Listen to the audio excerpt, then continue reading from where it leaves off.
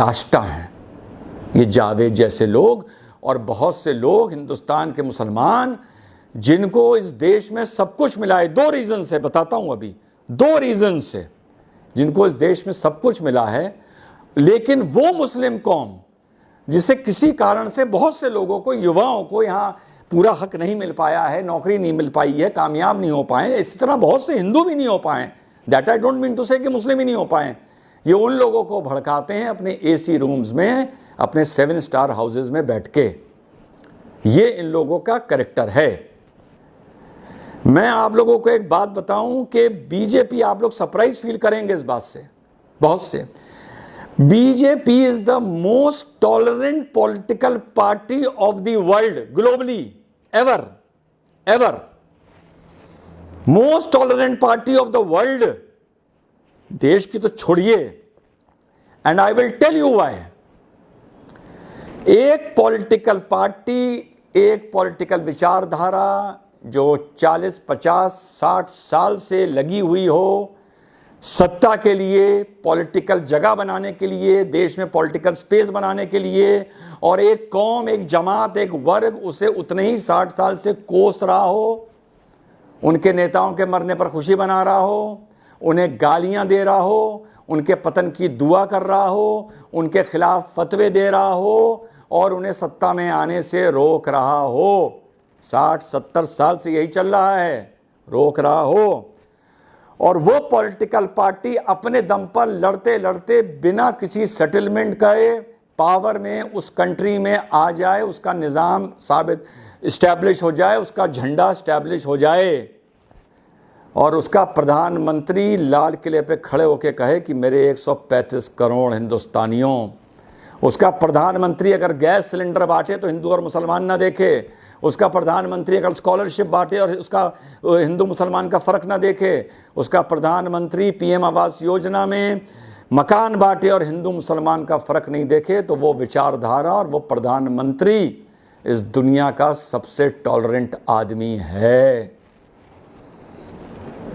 मुसलमानों, कोई ऐसी पॉलिटिकल पार्टी छांट लो और कसम खा लो इसको 10 साल वोट नहीं देंगे और उसके खिलाफ फतवे देने शुरू कर दो, चाहे वो कांग्रेस हो, चाहे वो सपा हो, चाहे वो दक्षिण भारत की हो, चाहे दुनिया में कहीं हो, अगर वो पावर में आ गई तुम्हें कूट कूट मारेगी, तुम्हें दड़ा दड़ा मारेगी, तुम्हारा जीना हराम कर देगी, उस ज़मीन पर तुम्हारे लिए दोज़ख बना देगी, दुनिया में कहीं भी और इस देश में भी। अरे बेशर्मों वाली तुम लोग बात करते हो, जावेद अख्तर जैसे लोग। कांग्रेस को तो तुमने वोट दिया और कांग्रेस ने तुम्हें कुत्तों की तरह मारा है, वोट भी लिया और तुम्हें कुत्तों की तरह मारा है कांग्रेस ने। क्या कर लिया तुमने कांग्रेस का? आज भी अपनी मरी में और अपनी फटी में जाके कांग्रेस को वोट देते हो।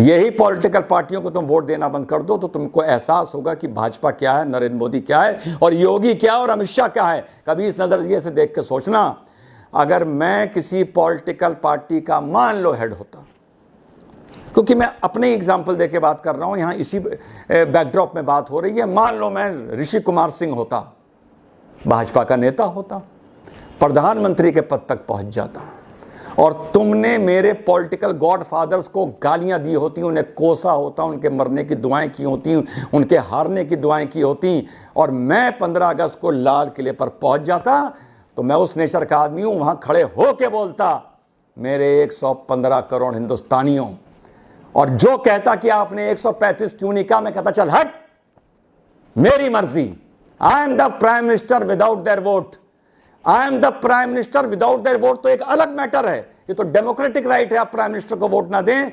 मैं प्रधानमंत्री हूं उनके कोसने के बाद, मैं प्रधानमंत्री हूं उनकी गालियों के बाद, मैं प्रधानमंत्री हूं उनके फतवों के बाद, मैं प्रधानमंत्री हूं उनकी एहसान फरामोशी के बाद, मैं प्रधानमंत्री हूं जब मेरे पॉलिटिकल गॉडफादर मरते हैं तो ये मिठाई बांटते हैं, नहीं करूंगा मैं इनकी गिनती।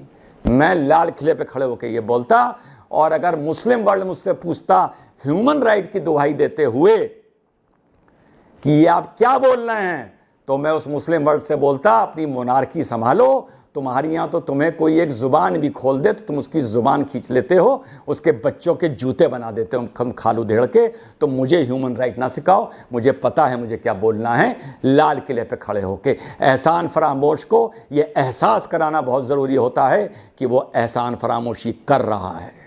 मैं ये नहीं कह रहा कि मार दो काट दो, कुछ नहीं, लेकिन मैं तुम्हारी गिनती लाल किले पे खड़े होकर ना करता अगर मैं कोई हिंदू होता और मेरी पार्टी में प्रधानमंत्री की पद पर बैठा होता।